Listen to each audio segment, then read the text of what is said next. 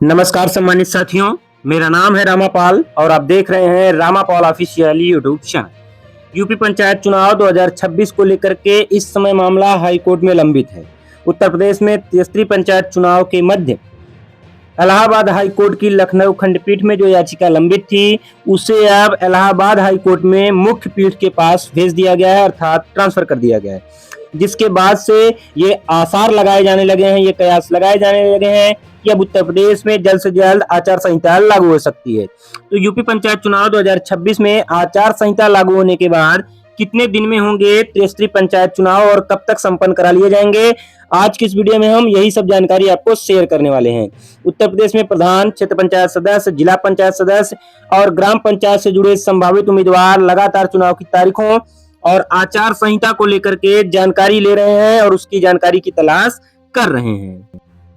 जितने भी संभावित उम्मीदवार हैं, चाहे वे किसी भी पद के लिए हों, सबके मन में यही सवाल है कि जब आचार संहिता लागू होगी तो उसके कितने दिन के अंदर पंचायत चुनाव संपन्न करा लिया जाएगा। तो आज की इस वीडियो में हम इसी सवाल को बिल्कुल आसान भाषा में समझाने का पूरा प्रयास करेंगे और जानेंगे कि आचार संहिता लागू होने के बाद चुनाव की प्रक्रिया किस तरह से आगे बढ़ती है और किस तरह से त्रिस्तरीय पंचायत चुनाव संपन्न कराए जाते हैं। तो चलिए बिना देर किए स्टार्ट करते हैं आज की वीडियो और समझते हैं इसकी संपूर्ण जानकारी। सबसे पहले आपको बता दें कि आचार संहिता कब लागू होती है। देखिए मित्रों, उत्तर प्रदेश में त्रिस्तरीय पंचायत चुनाव का जो मामला है उसको लखनऊ खंडपीठ में जो सुनवाई चल रही थी, अब इलाहाबाद हाई कोर्ट की मुख्य पीठ के पास भेज दिया गया है। अब दो तरह की बातें निकल करके सामने आ रही हैं, या तो चुनाव जल्दी करा लिए जाएंगे या हाई कोर्ट में राज्य सरकार इसको और अधिक लंबा खींच देगी।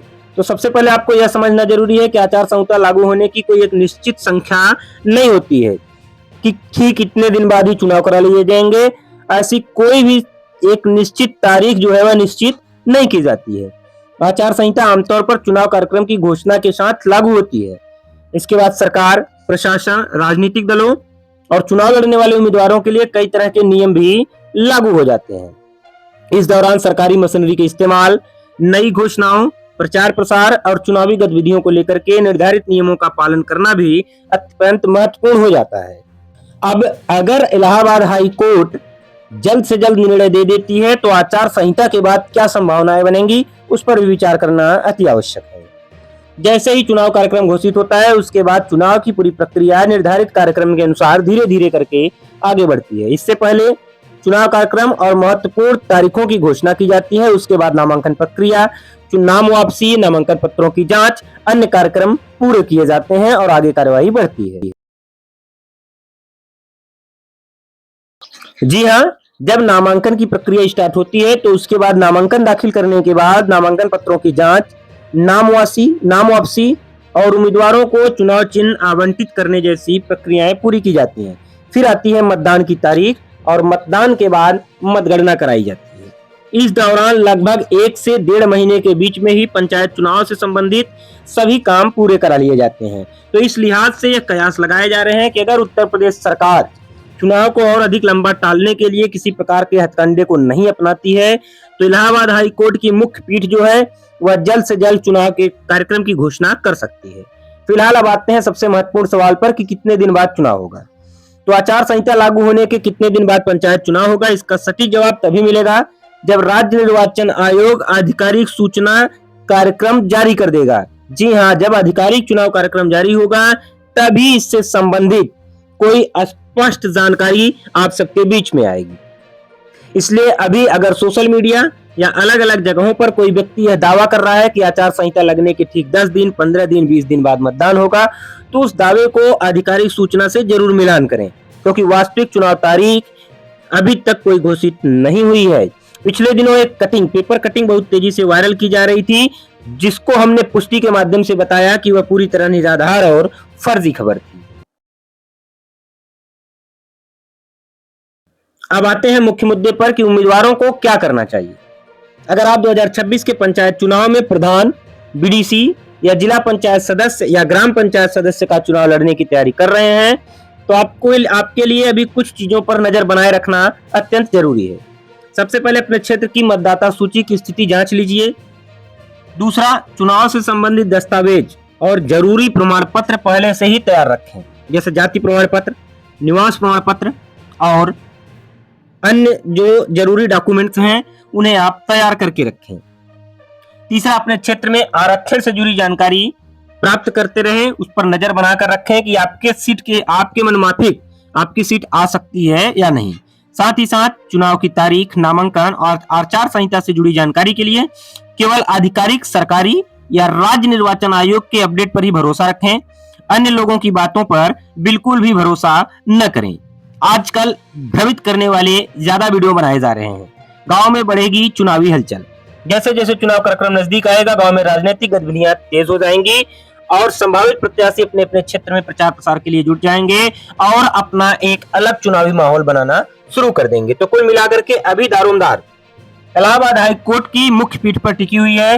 कोर्ट क्या निर्णय देती है, जैसे ही कोई निर्णय आएगा उसकी भी जानकारी लेकर के हम आपके बीच में इसी चैनल पर आएंगे। लेकिन सम्मानित साथियों, आचार संहिता लागू होने के बाद सभी उम्मीदवारों को चुनाव आयोग के नियमों का विशेष ध्यान रखना होता है। किसी भी तरह की गलत जानकारी, नियमों का उल्लंघन या प्रतिबंधित चुनावी गतिविधि उम्मीदवार के लिए बड़ी परेशानी खड़ी कर सकती है। अभी जो आप पैसा खर्च कर रहे हैं उसका कोई हिसाब किताब तो नहीं रखना है, लेकिन जैसे ही नामांकन प्रक्रिया पूरी हो जाएगी, चुनाव चिन्ह आवंटित कर दिया जाएगा, उसके बाद नामांकन के दिन से ही नामांकन में भी आप जो खर्चा करते हैं उसको आपको भरना पड़ता है।